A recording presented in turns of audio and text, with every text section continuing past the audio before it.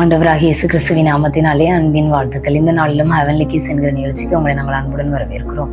இந்த நாளில் நாம் வேதத்திலிருந்து யோவான் எழுதின சுவிசேஷம் 18ஆம் அதிகாரத்திலே இயேசு யூதாஸ் காரியத்தால் காட்டி கொடுக்கப்பட்டு பிரதான ஆசாரியருடைய வசத்தில் அவர் ஒப்புவிக்கப்பட்டார். அண்ணா காய்பா என்கிற பிரதான ஆசாரியர்கள் இயேசுவை விசாரிக்கிறார்கள். ஆனால் பிளாத்துக்கிட்ட அவங்க கொண்டு போகும்போது பிளாத்து இவ்வுலகத்தின் ராஜ்யத்திற்குரிய அதிபதியாக இருந்த போதிலும் அவன் இயேசுவை விடுவிக்க வேண்டும் என்று போராடுகிறான். இவரிடத்தில் நான் எந்த குற்றமும் காணேன், ஏன் இவரை ஒப்பு கொடுத்தாங்க அப்படின்னு பிளாத்து ரொம்ப கன்ஃபியூஸ் ஆகி முதல்ல இருந்து கடைசி வரைக்கும் எப்படியாவது இயேசுவை சிலுவை மரணத்திலிருந்து தப்புவிக்க வேண்டும் என்று போராடுகிறார்.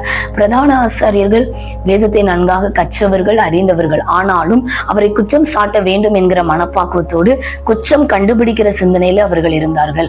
ஆனால் பிளாத்து இந்த உலகத்தின் அதிபதியாய் அவன் இருந்த போதிலும் அவன் இயேசுவை எப்படியாவது காப்பாற்ற வேண்டும் என்று அவன் மனைவியும் அவனும் இணைந்து போராடினாங்க. அப்போதான் இயேசு அவங்களுக்கு பதில் சொல்லுகிறார்.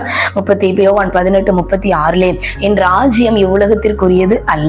என் ராஜ்யம் இவ்வுலகத்திற்குரியதா இருந்தால் இவ்வுலகத்திற்குரிய என்னுடைய போர் வீரர்கள் போராடி எனக்கு ஜெயம் கிடைக்கும். என்னுடைய ராஜ்யம் இவ்வுலகத்திற்குரியது அல்ல. எனவே இந்த ராஜ்யம், உலக ராஜ்யத்திற்குட்பட்டவர்கள் யாருடைய உதவினாலும் நான் தேவ திட்டத்திலிருந்து எஸ்கேப் ஆக முடியாது என்பதை இயேசு நன்றாக அறிந்திருந்தார். அது போலவே பிளாத்து ரொம்ப போராடும் போதும் பிரதான ஆசிரியர் தூண்டி விடப்பட்டவை அவங்க சொல்றாங்க, பரபாஸ் ஒரு கள்ளன், ஒரு கொலை பாதகன், அந்த நகரத்துல பெரிய கலகங்களுக்கு காரணமா இருந்தவன், அவனை விடுவீங்க, இயேசுவை சிலுவையில் அறைங்க, இயேசுக்கு பதிலாக பரபாசை எங்களுக்கு விடுவித்து தாரும் என்று அவர்கள் கூச்சலிட்டார்கள். இதை நான் வாசிக்கும் போது உங்களுக்கு நான் ஒரு காரியத்தை சொல்ல விரும்புகிறேன்.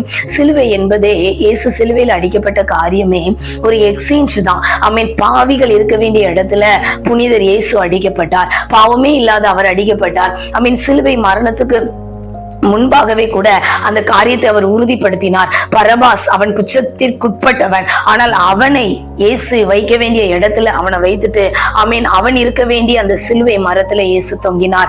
நாம் அனுபவிக்க வேண்டிய எல்லா பாவங்களையும், எல்லா பலவீனங்களையும், எல்லா வியாதிகளையும், எல்லா மரணங்களையும் சிலுவை மாற்றி கொண்டது. அவர் பாவத்தை ஏற்றுக்கொண்டு நமக்கு நீதியை கொடுத்தார். அவர் பலவீனங்களை ஏற்றுக்கொண்டு நமக்கு சுகத்தை கொடுத்தார். அவர் தரித்திரத்தை ஏற்றுக்கொண்டு நமக்கு ஐஸ்வர்யத்தை கொடுத்தார். அதனாலதான் ரோமர் 5ஆம் அதிகாரத்துல 7-8 வசனங்கள்ல வாசிக்கிறோம். நல்லவனாய் இருக்கும் போது நல்லவனுக்காக ஒரு வேளை மரிக்கலாம், ஆனால் நாம் பாவிகளாய் இருக்கும் போதே நமக்காக மரித்த இயேசு அவரை இந்த நாட்களை நாம் அதிகமாய் நினைவு கூறுவோம். அந்த அன்புல நாம் வளருவோம். கர்த்தர் அந்த அன்புல நிலைத்திருக்க நமக்கு கிருபை தருவாராக. ஆமென்.